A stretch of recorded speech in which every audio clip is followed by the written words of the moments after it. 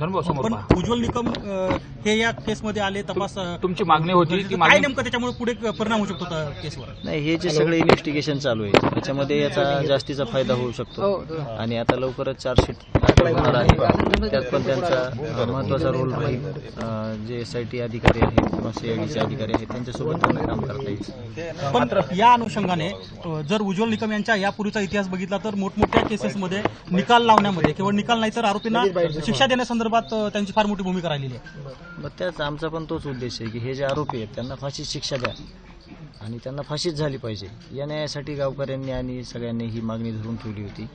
आज मागणी पूर्ण झाली आहे, तर त्यावर आमचं भूमिका एकच आहे की आरोपींना फाशी झाली पाहिजे. मात्र आता कुठेतरी या आंदोलनाला यश येते आणि पहिली मागणी जी आहे ते सरकारने उच्चस्तरीय पातळीवरून आता ही मान्य केली असं वाटतंय का, आणि आता पुढे आंदोलन कसं असणार? नाही, तसंच समजावं लागेल. काल आंदोलन सुरू झालंय आणि आज ही मागणी मान्य केली आहे म्हणजे हे आंदोलनाचाच भाग आहे किंवा आंदोलन झाल्यानंतरच ही गोष्ट कुठेतरी जी काही प्रोसेसमध्ये होती ती पूर्णत्वास गेली असं म्हणलं तरी चालेल. आतापर्यंतचा इतिहास आहे की पहिल्यांदा आपण 2 दिवस रस्त्यावरती गावकरी बसले, त्यानंतर पहिला गुन्हा दाखल झाला, त्यानंतर टाकीवरती चढून तुम्ही आंदोलन केलं, त्यानंतर वाल्मिक कराडवरती गुन्हा दाखल झाला आणि आज आपण तिसऱ्यांदा बघतो की जिथे अन्नत्याग आंदोलन केलं तर दुसऱ्या दिवशी उज्ज्वल निकम यांची नियुक्ती झाली. याचा अर्थ असा आहे की जोपर्यंत आंदोलन होत नाही तोपर्यंत सरकार मागणी मान्य करत नाही. आम्ही देखील तर तयार आहोत.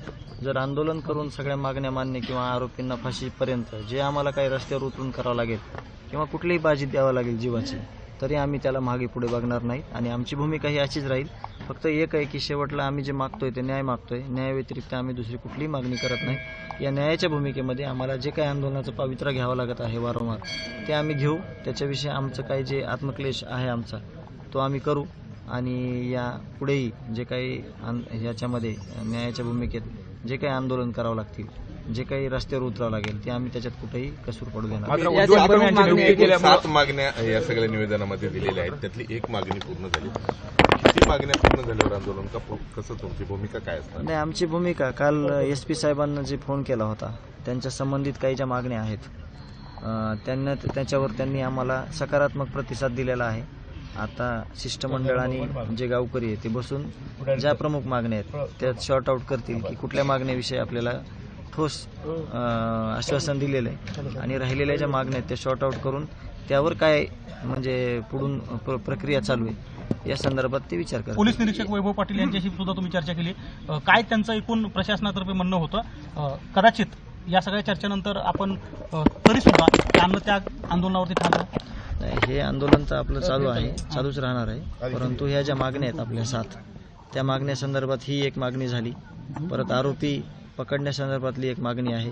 ही केस अंडर ट्रायल आणि फास्ट ट्रॅक कोर्टात चालावी यासाठी एक मागणी आहे आमची. आणि बाकी ज्या काही 2-3 मागण्या आहेत या पोलीस प्रशासनाशी संबंधित आहेत त्यावर त्यांनी काल आमच्याशी चर्चा केलेली आहे SP साहेबांनी. आत्ता गावकरी आणि जे काही शिष्टमंडळ आहे ते चर्चा करून पुढील काय आम्हाला निर्णय घ्यायचा ते आम्ही घेऊ. आता जे निकम यांची नियुक्ती झाली त्याकडे कसं पाहता? सकारात्मक पाऊल उचलतंय शासन तुमच्या सगळ्या सरकारचा आभार मानाल काय? नाही, आपण आभार मानण्यापेक्षा आपण मागणी केलेली आहे आणि त्यांना पण न्यायाच्या भूमिकेत जे शब्द दिलेले मुख्यमंत्री साहेबांना त्याच्या संदर्भातच एक पाऊल आहे हे, असं आम्ही समजू. पण मुख्यमंत्र्यांच्या या भूमिकेकडे कसं बघता? कारण हे तेच गृहमंत्री आणि मुख्यमंत्री ज्यांनी सभागृहामध्ये आपल्याला आश्वासित केलं आणि संतोष देशमुख हत्या प्रकरणामध्ये कुठल्याही आरोपीला आम्ही सोडणार नाही, किंबहुना त्या संदर्भातले कडक कारवाई करू असं म्हटले होते आणि तेच आता मुख्यमंत्री ट्विट करतायत किंवा सांगतायत की उज्ज्वल निकम जे महत्वाचे विशेष सरकारी वकील म्हणून या प्रकरणात होते. त्यांनी दिलेल्या शब्दावरच आपण आजपर्यंत आहेत. आपण काल देखील आंदोलनाला बसण्याच्या अगोदर मी काय बोललो होतो तुम्हाला की आपला कुणालाही त्रास द्यायचा मानस नाही, आपण कुणालाही त्रास देणार नाही. जो आत्मक्लेश आहे तो आपण स्वतः करून घेणार आहोत आणि हे जे काही नियुक्ती झालेली आहे सरकारी वकिलांची, वकील साहेबांची, स्वागत आहे. आणि आम्हाला आमची एकच भावना आहे की कुठेही कसूर न पडू देता आम्हाला न्याय द्या. न्यायाच्या भूमिकेत जसं तुम्ही आजपर्यंत राहिला आम्हाला अपेक्षित जसं आहे तसं तुम्ही शेवटपर्यंत राहा असे आमचे प्रमुख. पोलीस अधिकारी देखील तुम्हाला आता भेटण्यासाठी या ठिकाणी आले होते, काय त्यांनी निरोप दिलाय?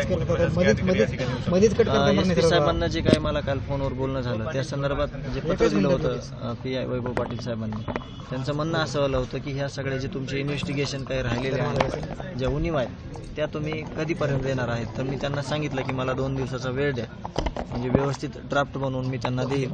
मग त्याची माहिती म्हणजे घेण्यासाठी त्यांना कालावधी दिला जाईल किंवा त्यांनी एक 4-8 दिवसामध्ये आम्हाला ती सगळी माहिती देतील. आणि ह्याच्यात काही जे सुरुवातीपासून ज्या चुका झालेल्या आहेत, चुका म्हणजे तुम्हाला एक उदाहरण सांगतो की 6 तारखेला जर ॲट्रॉसिटी दाखल केली असती केजच्या PI साहेबांनी तर हे पुढील कुठलाही प्रकार घडला नसता. परंतु त्यांना तसं न केल्यामुळे या सगळ्या घटना पुढच्या घडल्या.